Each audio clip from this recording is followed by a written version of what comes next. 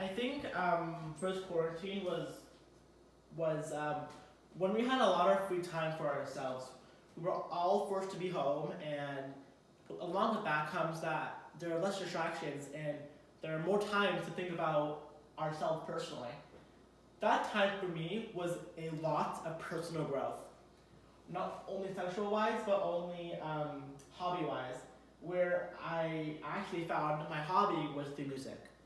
I found that out when I first played it on my grandparents' grand piano, where I actually found my true passion in music. Music has helped me in so many ways, not only as sexually wise, but knowing who I truly am and what my purpose here is in this world. So that is what made me pick up this book by Daniel Jelivington, The War and Six Songs. It captivated me to understand that music is universal.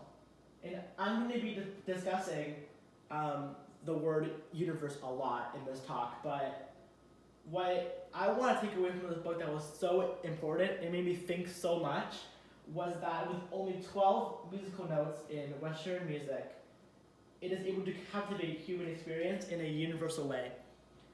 And that got me thinking that with only such a finite amount of notes, it's able to create so many different emotions and infinite possibility of emotions in our lifetime. And I want to talk about patterns in music. How is music a universal concept? Well, let's first start off with things that we can already see in nature that are patterns.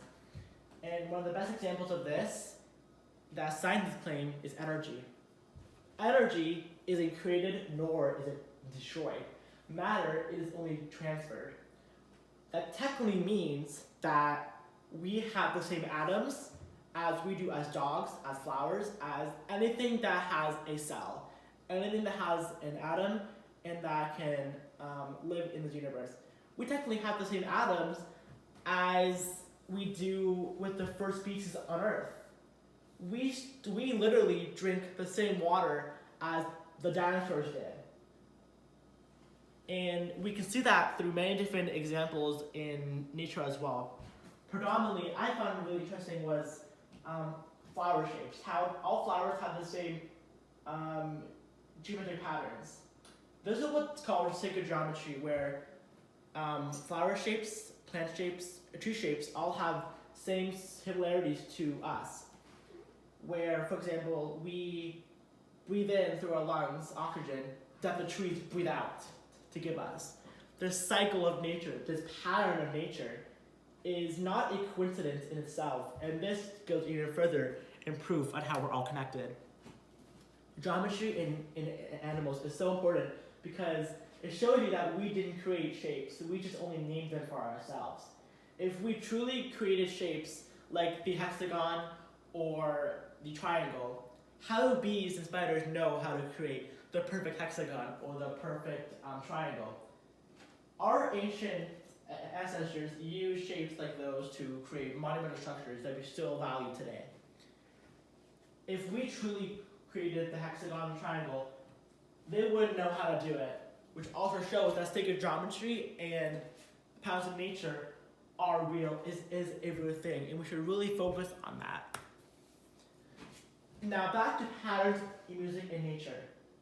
If sacred geometry is like energy isn't created nor destroyed, music is a vibration. We live in a vibrational universe where we can attract or repel energy. Like energy isn't created or destroyed, we have the ability ourselves to repel energy or intake energy, depending on our choice. And that's what I mean by patterns in music. Like with geometry in animals, there are patterns in other animals as well in rhythm. Penguins, for example, every mate, every individual set of penguins have their own unique type of mating call. Without that, their species can't really advance. Dolphins as well have a distinct mating call that they use that only them two understand. So, what am I saying? I'm saying that if music or if mathematics and geometry is the language of our universe, i.e. what we see and what we hear, then music is the voice of our universe. I'm going to explain how music is a bridge or a catalyst that is needed to progress our society. I'm going to use the analogy of point A to point B, where point A is where we are now, and point B is where we want to be in our lives. Music is that bridge that gets me towards point B. And without a bridge, we can't get there. And I'm going to use many different examples, in not only in nature, but also in a culture and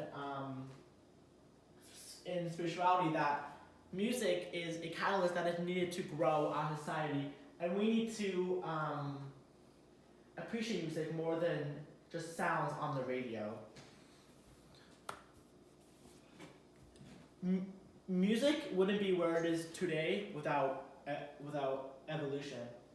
And Levin stated that he questioned, why are humans the only species on Earth that is able to listen to music contextually and think of it with reasoning? This has to do with evolution and development of the brain. We are a very adaptive and intelligent species, and we need to take a look at how it grew. Music goes into a part of our brain called the prefrontal cortex in the frontal lobe, where it aids in personality, social behavior, and memory. Memory is so important with music. It has a strong connection, but neuroscientists don't know certainly why yet. But we do know that music is one of the main causes of chemical releases that help our body or our mind stay healthy. Because we know that with the release of chemicals such as dopamine, norepinephrine, serotonin, and prolactin all have this connection with music. This release of neurochemicals also aids in spirituality. What I mean by spirituality is meditation, yoga, and Zumba. Why do we listen to music and when we're doing Zumba, yoga, or meditating? Think about doing Zumba or yoga in white noise. Think about doing it. Think about doing yoga in pinch silence. You're not gonna feel anything vibrational at all. It's like a point A. After doing yoga or doing Zumba, you want to feel good about yourself. You want to feel that I did it. I feel great now. That chemical release, that dopamine release. Now, when we turn on the radio, we are making that bridge to point B. And when we walk across that bridge, we get the release of dopamine, serotonin, norepinephrine. And then it also aids in black churches, for example, as well. Like with Zumba and yoga, black churches usually, we see that the people are standing up and preaching to God. It's like music is once again that bridge to make them feel God. Not only feel them, but feel them in their hearts, in their minds. And without music, they're not going to reach God or their point B. And with this, I like to call is a healing power in music. Music is a healer. Music is a component of our lives that is used to heal, and that's why there's music therapy. Music therapy is a real thing where it actually heals the heart and soul. Larrington stated that this healing power was used in a tribe called the Maconori tribe, or the Maconori people of the Brazilian Amazon, where they would gather around and listen to music to meditate and relax and release stress and anxiety, which we still use today. We listen to music to also not only relieve our stress and anxiety, but to also feel good about ourselves when we're doing something. Levin stated that there are 6 types of songs. Songs are friendship, joy, comfort, knowledge, religion, and love. The first two, friendship and joy, all have to do with rhythmic synchronization. Rhythmic synchronization, think about it into simpler terms as when we're listening to music and we'd actually dance, or we'd actually tap our toes to the beat of the rhythm. When we do this, our peers naturally gather around us and do the same thing. When we're in choir and we listen to it in song, our voices naturally harmonize and naturally harmonize to the song in rhythm and in pattern. This type of notion was used throughout history, and most surprisingly, that I would never guessed that structures like the pyramids of Giza and Greek theater were structured based off of rhythmic synchronization, where in an orderly fashion, an orderly pattern, they would use rhythmic synchronization to build these large structures in an orderly fashion. Songs of joy are a bit more complicated as they relate to so many other things, but while I was reading, one thing I noticed about songs of joy was that it has to relate to nostalgia and memory. Like I said before, nostalgia and memory are so highly connected, but we don't know why. We don't know why music and memory are so connected. But what we do know is that music goes as far back to our subconscious mind, but we don't know why though. And when it goes back into our subconscious mind, we were able to remember things from 2011 or 2010, or songs that remind us of different people or different sceneries or different places we've been to. This progresses to songs of comfort and knowledge. Songs of comfort relate to the release of prolactin. Prolactin is the sad hormone that makes us feel sad. And when we listen to lullabies are a good example of comfort songs. When mothers sing to their babies at night, for example, they release this release of prolactin, and what happens is that these songs naturally trick the release of prolactin into feelings of comfort. So think about going to bed, or that's why it's so important to sing to babies when they go to bed at night, because it calms them down and that release of prolactin is flipped and it makes them feel comforted. Without that, they're not going to feel comfortable with going to bed at night. So that bridge, once again, to point A to point B, I need to go here, but that bridge needs to be connected to point B to feel satisfied. The next are knowledge songs, and knowledge songs all have to do with rhythm and pattern as well.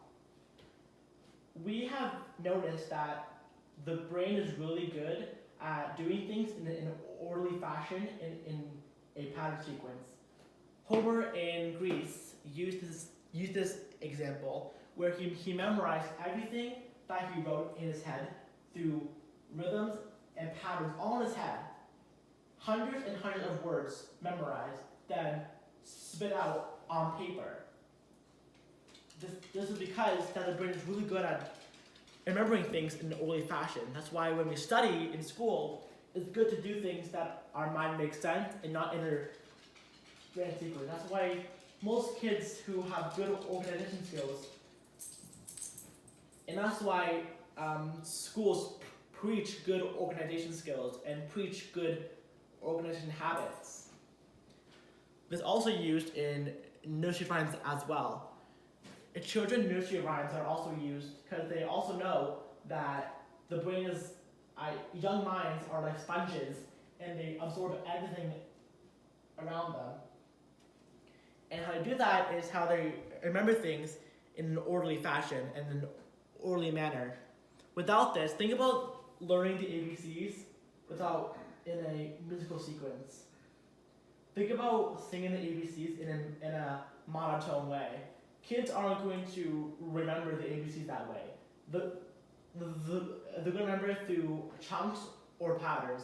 So the first set, A to L, is a chunk. L to O is another chunk, and P to Z is another chunk, where they memorize in harmony and in pattern. The next two are religion and love, which, once again, I mentioned earlier, has to relate to spirituality. Spirituality is so important because we have a physical body and a spiritual body, which in religion, the Buddhists found this out, where we live in a physical body, but we have a spiritual mind as well. And to reach this, they found out that we need to find our inner selves. We need to find our inner peace. We also use this in songs of love as well. When we reach love, we find this piece of Zen. And when we think about love, every couple has their type of song that they remember when they were young. But what I want to get out of this, the most important, is that we're all connected through music. The most important are we are connected through spirituality-wise, we are connected through harmony-wise, and we are connected through vibrational-wise. We all have the same energy and the same power with music. We all share the same nature of music. We all have this desire to go from point A to point B, and music is that bridge that makes us connect to point B. That was like with me. Music was that bridge that made me step out of my comfort zone and into something that I felt never before. I would never achieve the confidence I have now without music in my life. And without music, I would be a totally different person. Alcohol would still be the same person I was before COVID happened, or before the first quarantine happened, where I first found out music. And with music in my life, it really established my personality and my sexuality. Thank you for listening to Ted Talk, and I hope you take something out of it.